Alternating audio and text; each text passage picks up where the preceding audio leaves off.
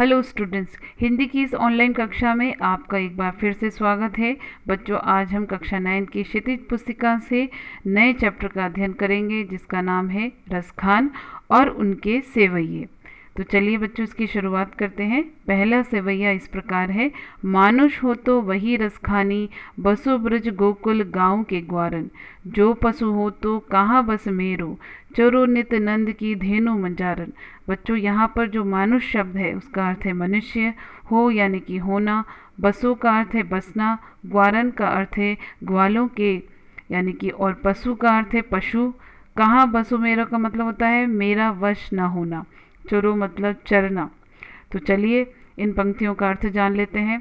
उपयुक्त पंक्तियों में रसखान जी ने अपने आराध्य श्री कृष्ण के प्रति अपने गहरे प्रेम को प्रदर्शित किया है।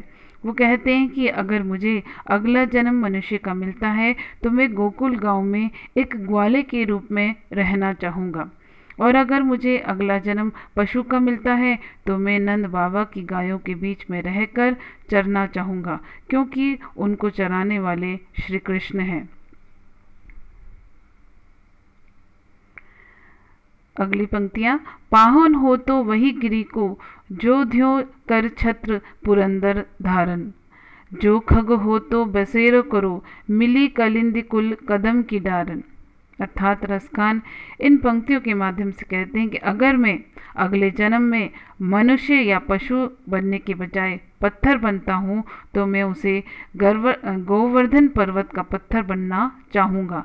यहाँ पर पाहन का अर्थ है पत्थर और गिरी यानी कि पर्वत।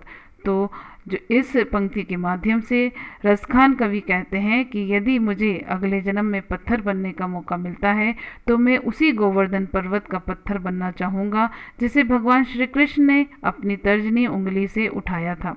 और अगर मुझे पक्षी के रूप में जन्म लेना पड़े तो मैं यमुना किनारे स्थित कदम के पेड़ की डाली पर अपना बसेरा बनाऊंगा, क्योंकि श्री कृष्ण इसी कदम के वृक्ष पर बैठकर बांसुरी बजाते थे। यानी रसखान हर हाल में कृष्ण के करीब रहकर उनकी भक्ति का आनंद उठाना चाहते हैं।